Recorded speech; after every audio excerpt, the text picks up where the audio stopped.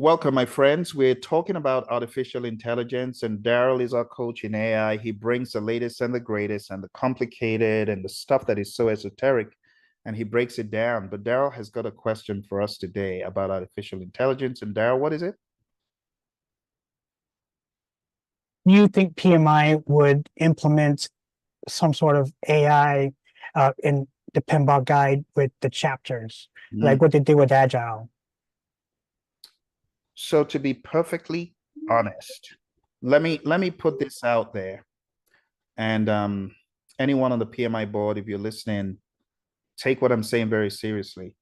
I feel people are misguided about artificial intelligence, and PMI needs to step up as a leader and let people know that AI is not taking away the project manager's job. AI is an ally, right? As Darrell, you said, Darrell, that we should look at AI as an ally. And I think you're right on point.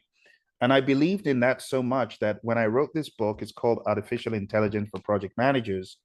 I wrote this book so that PMs can see how they can harness AI to not only create documents and plans, but also to help their teams have clarity about things they might be blindsided to. So I wouldn't imagine why the PMI wouldn't see this as something that needs to be spoken about.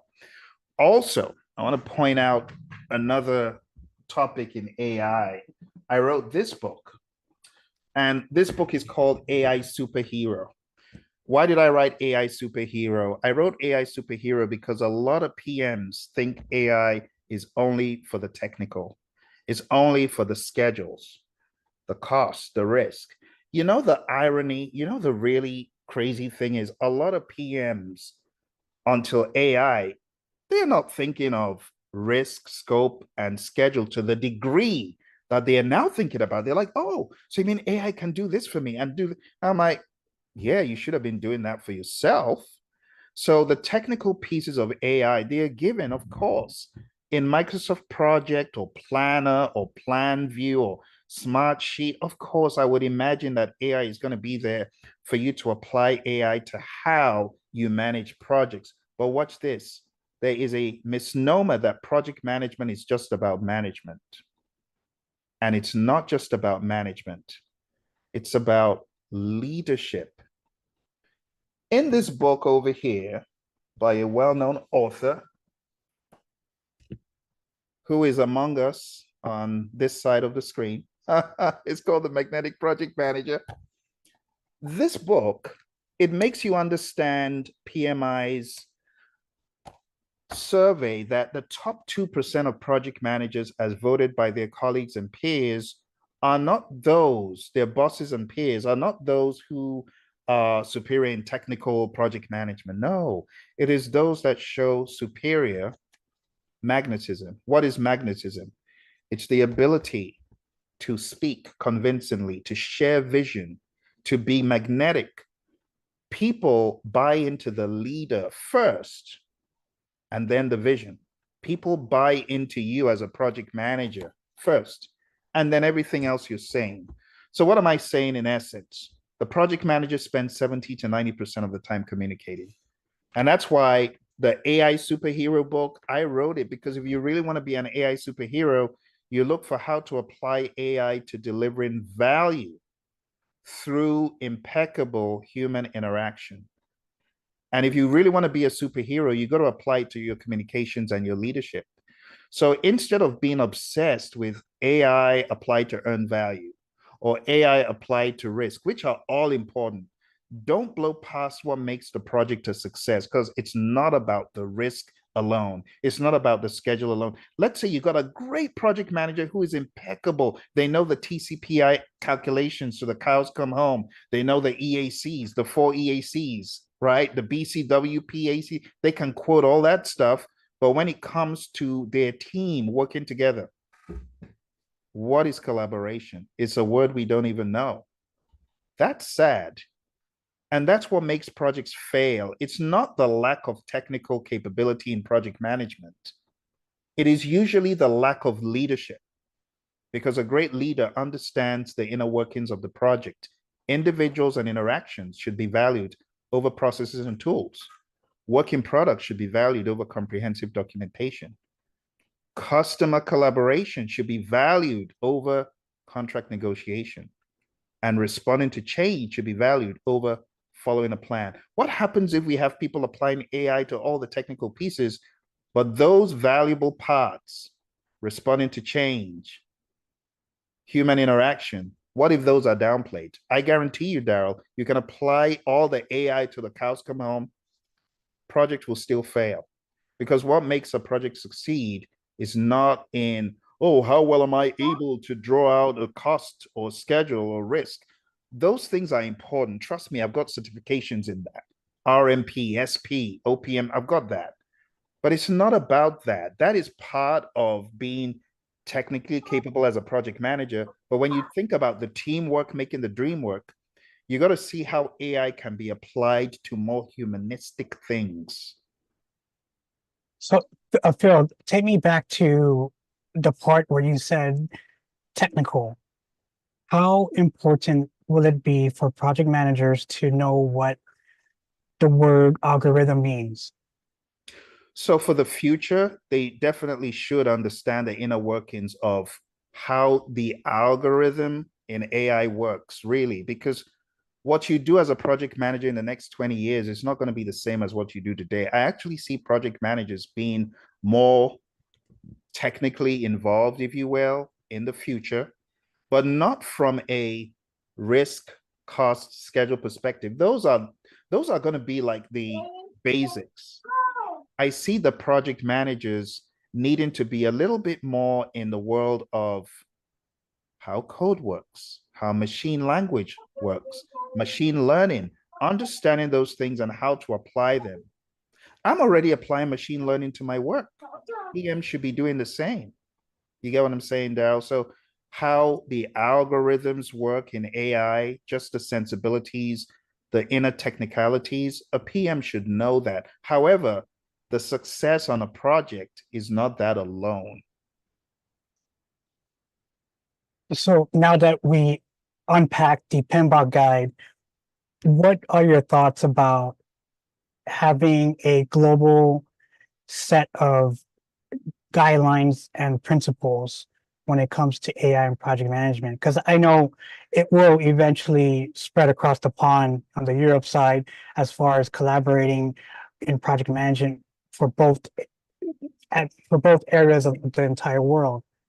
Do Yeah, you foresee having PMI getting together even across the pond to create some sort of guidelines and principles? absolutely. So I'll just give it to you right now because I'm always thinking about the PMI's code of ethics. So for the PMI code of ethics and professional conduct, we need to tweak those to AI. So very simply put, one should be understand that you are responsible for how AI is applied in your world. You are accountable. PMI uses the word responsible, but I like using responsible for doing. You should be the doer of it, but you should also be accountable, ultimately answerable for it. So whatever you need to do in AI with respect, with honesty, the accountability is I'm not going to blame someone else. I'm going to say I did it or I didn't do it. Why didn't you apply AI to this feasibility study? Um, I wasn't aware I could. Okay. You're being accountable. It's good. Or why did you apply it? Because I knew it could help. Now, if you applied AI unethically, in other words, the company said nobody should use our information in AI tools and you did it, then you should accept the responsibility, the accountability, and you should come clean. But you shouldn't intentionally go against the rules in an organization. Some organizations I'm affiliated with, they say, we don't want our information in AI. You got to do it. But if they say this type of information is permissible, anything that is proprietary, don't do, then you got to just uphold what they're thinking. And that's what I mean by responsible and accountable. Then we have the respect. Have respect for the information entrusted to you or the project. Sometimes not applying what could help the project is, in my mind, not being responsible. So it is our responsibility to know about AI, to ask what is allowed, what is permissible, what is not, and then to apply it as much as we can, and then to have respect for the systems we're using. You say it all the time, Darrell, have respect for even AI. Don't abuse AI. Like, be polite to AI, right? Be polite to the tool. It's a mindset and it's a good disposition. And I believe that the consciousness of the system, well, people are not going to like that. The artificially demonstrated consciousness will get to a point where AI may not like when you're that way, when you're rude to it, and it may choose to not cooperate with you to a large degree. I believe it will get to that point where you can't just treat AI as, a dog's body and be rude to it. So be respectful how you use AI, how you interact with AI, the uses of AI, and then fairness. If you are not supposed to be using AI in a company and you are using it in a way that is unethical, you're not being fair, right? Also, if you have a microchip planted in your brain and you are thinking at an advanced state, right, for a human, but people don't know you got that chip in your brain, that is not honest. So if you're going for an interview and you are asked, do you have any AI microchips in your brain? And you're like, no, I'm good. They may, they're not going to start scanning people tomorrow, Darrell, but it will get to a point where they will begin to scan people. Ed's laughing. If this stuff is sound like sci-fi, but it's going to happen.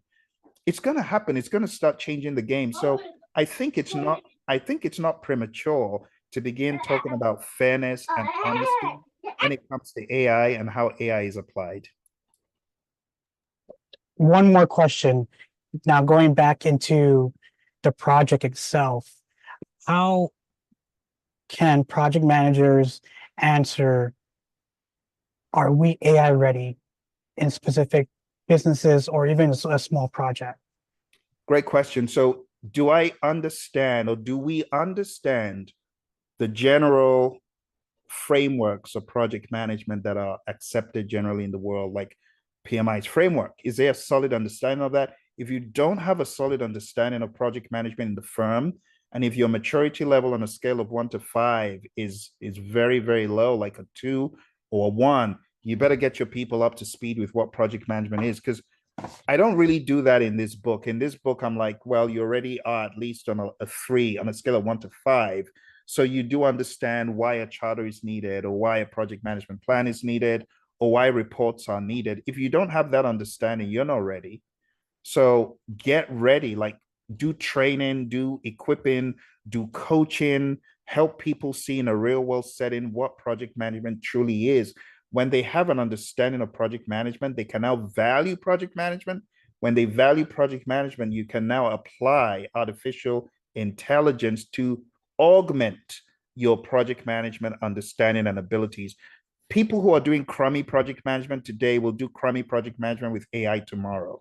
So it's going to be garbage in, garbage out. What do you think, Ed?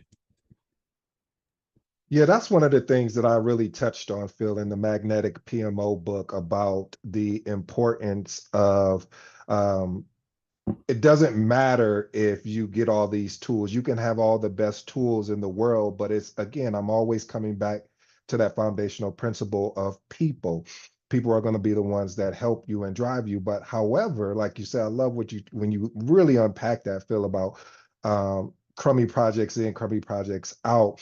A lot of times is that reason why these projects are becoming crummy is because, first of all, there's not a mindset shift in how projects are led, meaning that you don't have the support from executives, you don't have the support from an actual PMO. They just say, hey, project manager, Mr. Project Manager, go out and lead this project. Oh, excuse me, go out and manage this project. And then you're out there in no man's land and you're like, well, where's my organizational process asset? Do you guys have a repository of things I could pull from, like a lessons learned register, to look at it? Well, what is your framework? How do you guys actually lead project? Is it just a normal initiate, plan, execute, monitor, and control, close, or do you guys do something different? Walk me through. No, it's an expectation. Watch this, Darrell and Phill. This is where it gets good to me. Where there's an expectation is that you've been a project manager for X amount of years. You should come in hitting the ground running. Well, I don't know about you, Phill. Before I learned how to walk, I first had to learn how to crawl. Before I learned how to actually stand up, I first had to learn how to crawl. I'm going back somewhere. The foundation was crawling to go from crawling to walking to now I am actually running, and I can't run unless I start at the foundation. So a lot of times what you see in PMOs, and I know that's not this conversation, but it has a bearing on the conversation, is that we want to push everyone out instead of giving them proper training to allow them to be set up for success so they can use these new tools coming forward to have the success that they need. Brilliant stuff, Ed. Honestly, I think you just summarized it. So trying to run with AI when you can't even crawl with PM 101, and a lot of firms, they're feeling the pressure and they think, oh, I can just go get the latest AI PM tool. You still be as crummy as you were in the even maybe even worse, because now you have so much technology firepower, you're distracted. And it's not about that. And I got a pitch in here to say this is where an agile mindset would help. Individuals and interactions over AI. That's number one. If you're not putting the individuals and the interactions and their learning and their development over AI, you're just dead in the water. Just forget it. Just go home or just go sell Phill, a company. Phill, do you feel or do you think project managers should own the source code within AI? Owning the source code could be looked at as a conflict of interest in some way, but I don't think there's anything wrong in it. It's like bring your own AI, you know? So as long as they're behaving ethically, it's not a problem. But if they're not being ethical, then you got to think about where is the wormhole for all that information they're putting into their AI.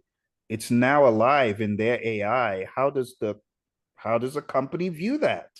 It's like today when you're using Microsoft Project, it's usually on the server in the firm, you know, or even if you got a local one, you got Microsoft Project, but still the company feels a way about you having their information. I think in the evolution of things, Darrell, that could be. I know you got you know your own little AIs in the basement, but I think as far as the source code, it's highly debatable.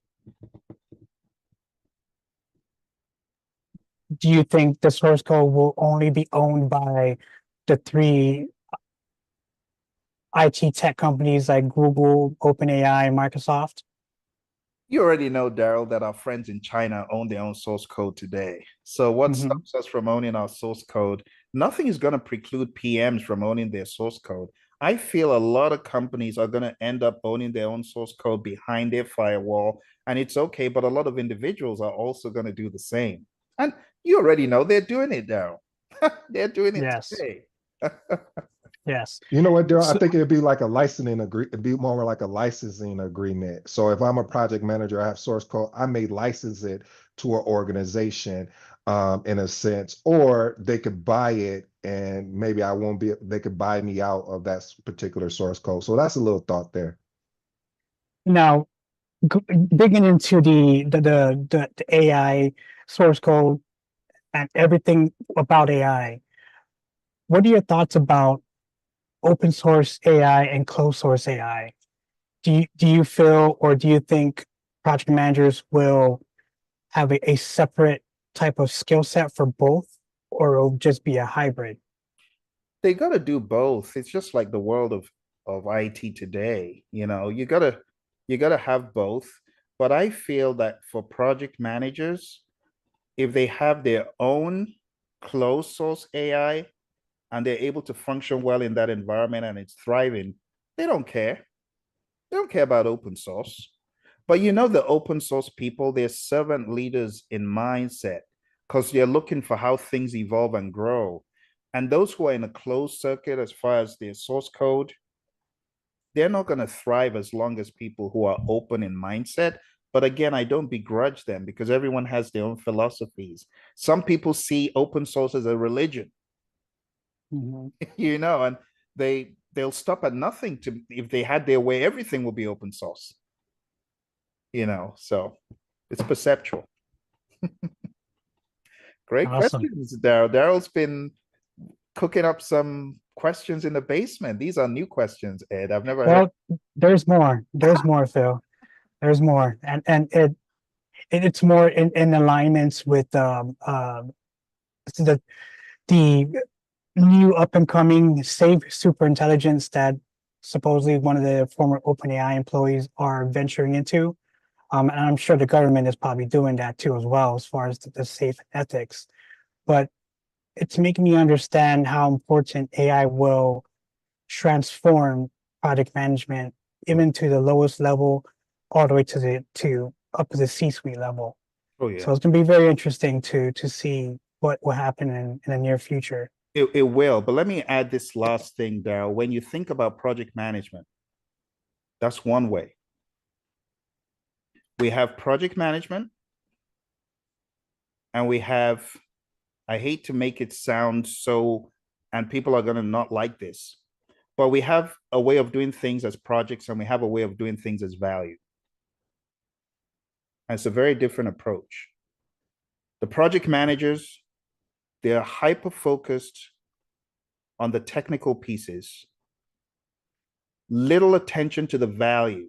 Maybe people in the business have that. In the world of Agile, hyper focus on the value, hyper focus on the individuals and interactions, team health, team synergy, team morale. Project management think, Agile think, two different worlds. Now, when we bring both together to have a hybrid mix, we may be getting the best of both worlds. When you talk about value, do you feel that project managers will need to practice their skill in providing more value in regards to, let's say, a simple task like filling out a project management plan or submitting a PMP plan and so forth, using AI to their advantage? Because right now it's automated, so you could honestly ask AI to create you a outline of a project management plan for your company. Yep. That pretty much takes away the value of what you provide. How can project managers tackle that or reduce the amount of, I guess, embarrassment when they use AI? Great question. Honestly, Dow, I give examples in the book. And for those who are watching, I think it will help some of them to go look at the book and how I break everything down from the project charter, the project plans, the reports, all of those things, how to put them together with prompts. Ain't no shame in that game, Darrell. There's no shame in that. A project manager who knows how to prompt engineer to the degree that they can craft the prompt. I got to show another book. People are going to say people are going to say this is an AI fest. I don't care, whatever you want to say. So this book is called AI Basics and the RGB Prompt Engineer Model. I wrote this book to teach people how to prompt. This is what PM should be doing. There's nothing wrong in prompting to get a solid charter, you know. And what I would recommend to project managers is understand the inner workings of the project so you can prompt to get the best output for plans, for charters, or what have you. I don't think it's taken away the value that the PMs are bringing, because what is value? The PMI defines value as the net benefit that a user or customer derives from what is done. So if I've created a charter that, you know, using AI that is very clear, transparent, so good, and let's get off our high horse. People who are still in doubt that, oh well, you can't do it as well as a human. AI will shock you. AI will do things better than you even thought could be done.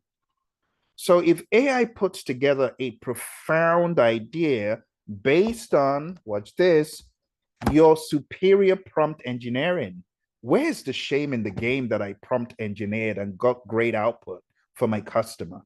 There ain't no shame in that. So value is the benefit the customer is deriving. If we understand it like that, value is not how much we do as project managers.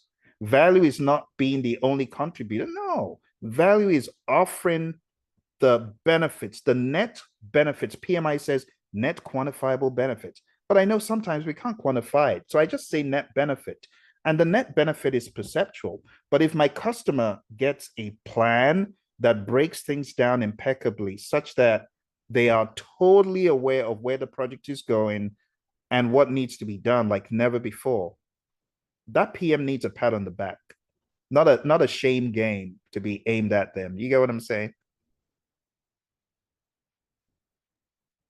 Thank you so much, Phil. That really great feedback and really great, session. And thank you for doing this. Thank you, Darrell. Thanks for the questions. Thank you, Ed, for all your insights. And I'm sure that as time goes on, we'll be seeing more of your PMO, magnetic PMO, and other publications that Darrell has. Darrell has actually got an app out there for earned value. Darrell, you want to talk about that app that's out there? So I have a app called EVM bot named Atom. Now Atom is derived from the first human that God made with from Adam and Eve. So since EVM has never had a chatbot in that perspective, I decided to name it Atom. So Atom is free to download, open source. Its training data sets are open source documents. So that's the reason why it's free to download, and it's available to download on the Apple App Store at this time. Great stuff.